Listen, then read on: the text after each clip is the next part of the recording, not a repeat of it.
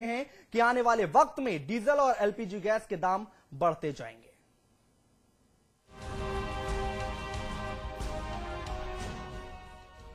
तो महंगाई थमेगी नहीं और तेल आम जनता के बजट का तेल निकालता रहेगा, ये आर्थिक सर्वे से साफ हो गया।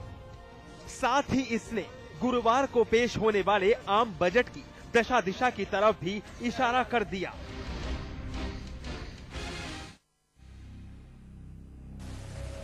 आर्थिक सर्वे में जिन बातों का जिक्र है वो इस तरह है।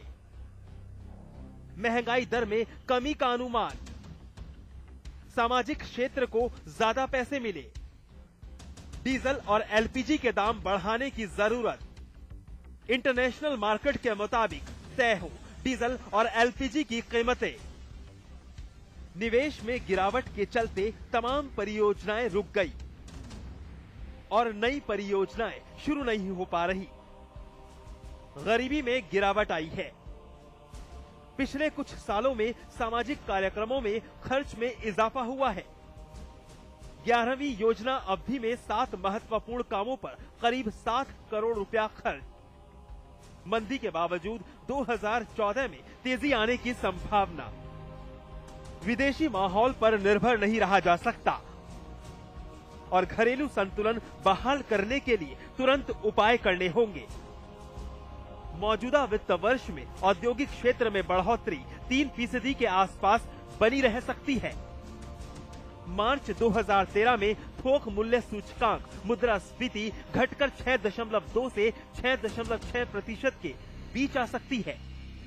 विनिवेश के माध्यम से 40,000 करोड़ रुपया हासिल करने का लक्ष्य, सब्सिडी पर होने वाले खर्च पर अंकुश लगाने का जिक्र, यानी वित्त और व्यापार घाटे को देखते हुए जनता को महंगाई के बोझ से निजात नहीं मिलने वाली है। साथ ही व्यापार घाटे को कम करने के लिए सोने का आयात बढ़ाने की तरफ भी कदम उठाए जा सकते हैं। ब्यूरो रिपोर्ट के साथ आलोक साहिल, समाचार प्लस।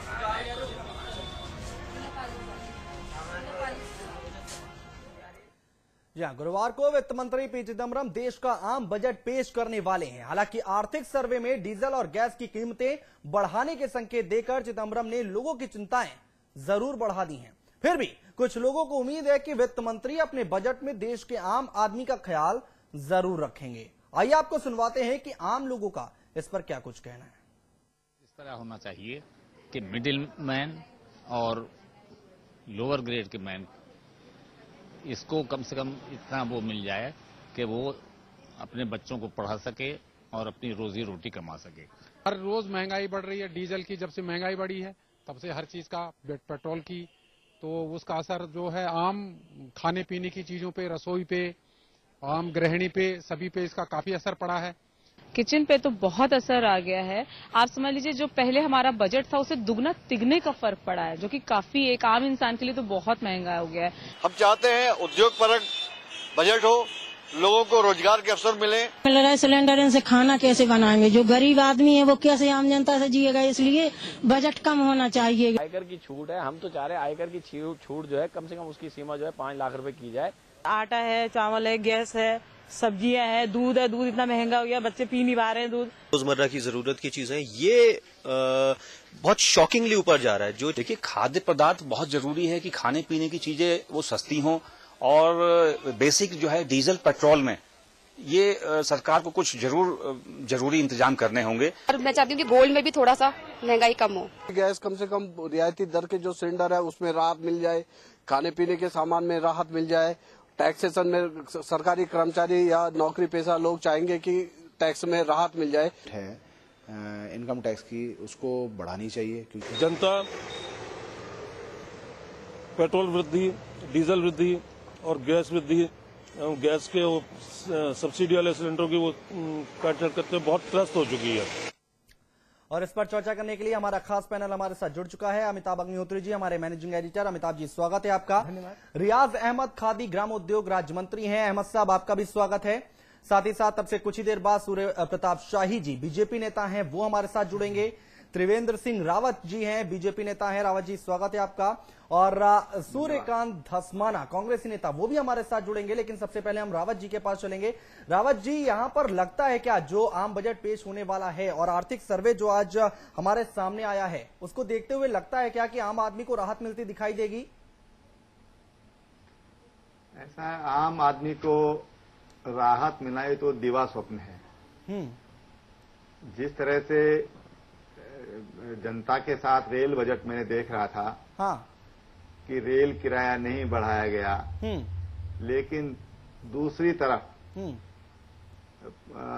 जो हमारे रेल मंत्री जी हैं, हाँ, उन्होंने तमाम जो स्लीपर क्लासेज हैं, जो करंट जो टिकट दिए जाते हैं, हाँ, उसमें जिस तरह से बढ़ोतरी की है और 30 रुपए से लेकर 130 रुपया, हाँ, तक जिस तरह की वृद्धि हुई है, हाँ, तो ऐसा नहीं लगता है कि आम बजट ये आम आदमी को राहत देने वाला होगा। हाँ, हाँ। डीजल के दाम बढ़ रहे हैं, गैस के दाम बढ़ रहे हैं, पेट्रोल, हाँ, के दाम बढ़ रहे हैं, हाँ, तो ऐसे में आम आदमी को कहां से राहत मिलेगी? वो भी कोई पैमाना आज नहीं रह गया है कि बजट के समय कीमत बढ़ाने वाला। बजट से पहले ही कीमतें बढ़ा दी जा रही हैं, तो ये धोखा है। और मुझे तो लगता नहीं है कि जो हमारी केंद्र की सरकार है, हाँ, वो इस तरह का कोई राहत देना चाह रही है। आर्थिक सर्वे में क्या क्या बातें कही गई हैं, ये हम बात करेंगे, लेकिन रावत जी, यहाँ पर कई सारी अच्छी बातें भी कही जा रही हैं कि साहब महंगाई कम होगी और आने वाले वक्त में जो गरीबी है वो सुधर जाएगी, इस तरह की बातें भी कही गई हैं।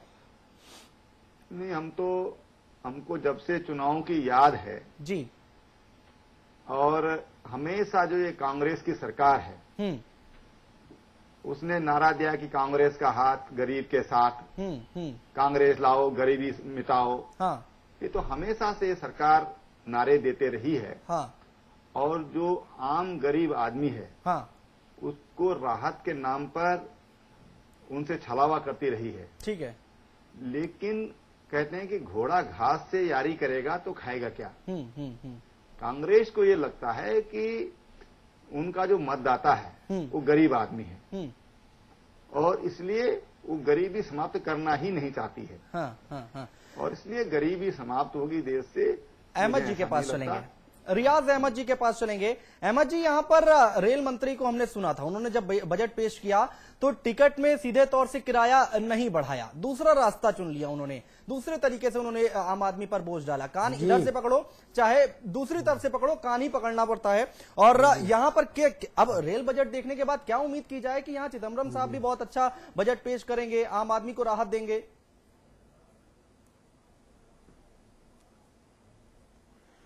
देखिए, ऐसा है, पिछले एक साल में 11 बार तो जो है डीजल और पेट्रोल के दाम कांग्रेस बढ़ा चुकी है, और गैस पर दाम बढ़ा चुकी है, सब्सिडी खत्म कर चुकी है।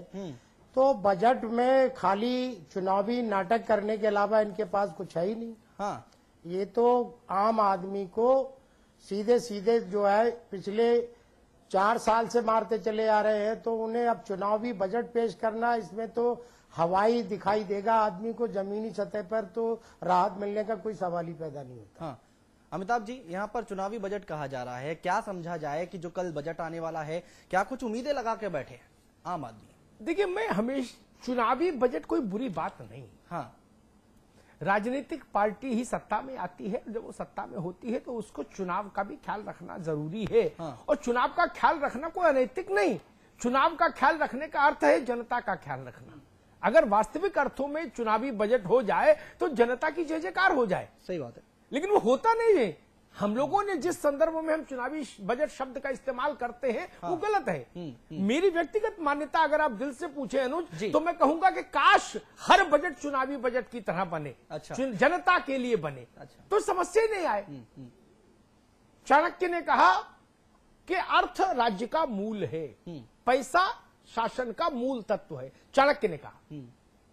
उसके बाद में चाणक्य कहता है लेकिन उस अर्थ के प्रबंधन का मूल अनुशासन है, जिसको हम लोग वित्तीय अनुशासन कहते हैं। हाँ, फिजिकल डिसिप्लिन जिसको बोलते हैं, वित्तीय अनुशासन नहीं। मैं छोटी छोटी चीजों में भी नहीं जाऊंगा। जनता की आवाज हमने सुनी, हमारे हुक्मरानों ने सुनी होगी कि जनता क्या चाहती है। हाँ। जनता को बीएसई और सेंसेक्स और निफ्टी से मतलब नहीं। हाँ। जनता की मूल बात उत्तर प्रदेश उत्तराखंड में क्या है या पूरे देश में क्या है, एलपीजी का सिलेंडर सस्ता हो, बिल्कुल खाने पीने का सामान में राहत मिले। हाँ। इतनी छोटी सी ख्वाहिश, हाँ। इतनी छोटी सी ख्वाहिश, इतनी बड़े हुकूमतें हिंदुस्तान से, इतनी छोटी सी ख्वाहिश। मैं 2-3 मूल बातें कहूंगा जी, क्योंकि जब बात कहो तो उसके प्रतिरोध में क्या तर्क आएगा उसका उत्तर भी आपके पास होना चाहिए जी। सरकार भी ठीक बात कहती है, कभी कभी लगता है कि भाई अगर सामाजिक क्षेत्र की योजनाओं को चलाना है हाँ। तो पैसा चाहिए, हाँ। मनरेगा चलाना है तो पैसा चाहिए, हाँ। पैसा कहां से आएगा अगर सब्सिडी कट नहीं करेंगे। मैं 3 उपाय बताता हूं जी, जो मैंने देखा इस देश में घूमकर कि क्या हो सकता है। केरोसिन की चोरी इस देश में रोक दीजिए, साल में 1 लाख करोड़ से ज्यादा की बचत सरकार के पास हो जाएगी। सिर्फ केरोसिन की चोरी और जमाखोरी रोक दे सरकार। लेकिन अभी तक ऐसा हो नहीं पाया। 52 से लेके आज तक तेल के जो चोर माफिया हैं उनकी हिम्मत इतनी है कि महाराष्ट्र में बीड में उन्होंने एक एसडीएम के ऊपर तेल डाल के जलाने की कोशिश की थी उसको। बिल्कुल। एक दूसरी बात, हिंदुस्तान में जो बिजली की चोरी है, जिसको हम सोफिस्टिकेटेड भाषा में ट्रांसमिशन लॉस कहते हैं, वो 37% है। अमेरिका में वो 3.5% है, ऑस्ट्रेलिया में 7% है, जापान में 6% है, फ्रांस में 8% है, और हमारे यहां 37%। यानी 100 रुपए की बिजली बनती है तो 37 तो चोरी में चली जाती है। हाँ, हाँ। वो आप रोक दीजिए, हिंदुस्तान की माली हालत सुधर जाएगी। और तीसरी बात कहूंगा जी, सब्सिडी घटाने की बात हिंदुस्तान जैसे मुल्क में जो लोग करते हैं, वो लोग देश के गरीब आदमी के साथ अन्याय की बात करते हैं। हाँ। सब्सिडी सही लोगों तक पहुंचे, ये व्यवस्था करिए। खाद की सब्सिडी, सूर्य प्रताप शाही जी बैठे हैं पैनल में, वो बताएंगे खाद की सब्सिडी किसान के पास सीधे जाए तो किसान का भला होगा। वो खाद उत्पादक कारखाने मालिकों के पास जब जाती है सब्सिडी तो भ्रष्टाचार की गंगोत्री बहती है। हाँ, हाँ। सब्सिडी सीधे लक्षित व्यक्ति तक पहुंचे जिसके लिए सब्सिडी है।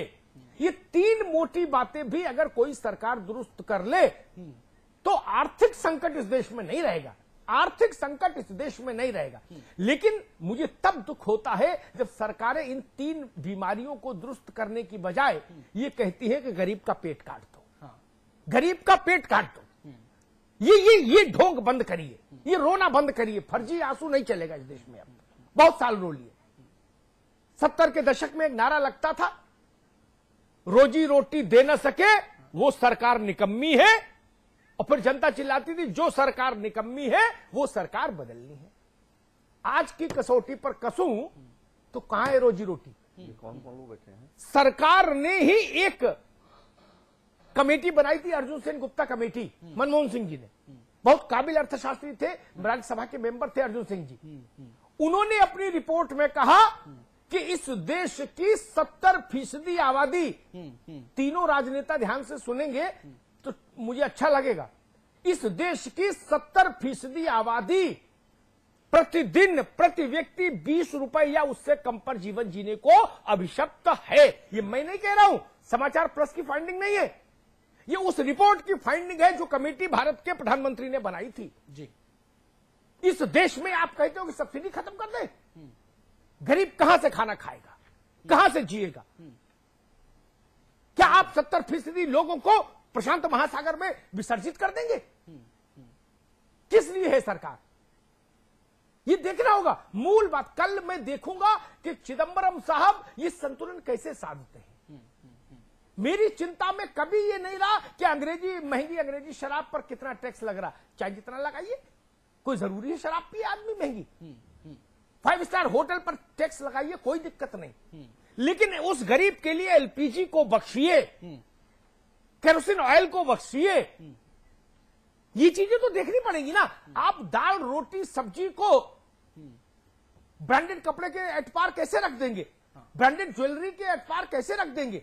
ये जो विलासिता का सेगमेंट है इसको अलग भाव पर देखिए, और जो जिंदगी जीने का सेगमेंट है उसको अलग भाव पर देखेगी सरकार, तब जाके जनता का बजट आएगा। सूर्य प्रताप शाही जी हमारे साथ जुड़ चुके हैं। शाही जी, स्वागत है आपका चर्चा में। आप देर से शामिल हुए, आप शायद पूछ रहे थे कि कौन कौन पैनल में बैठा है। हम आपको बता देते हैं, हमारे मैनेजिंग एडिटर अमिताभ अग्निहोत्री जी जो इस वक्त बोल रहे थे।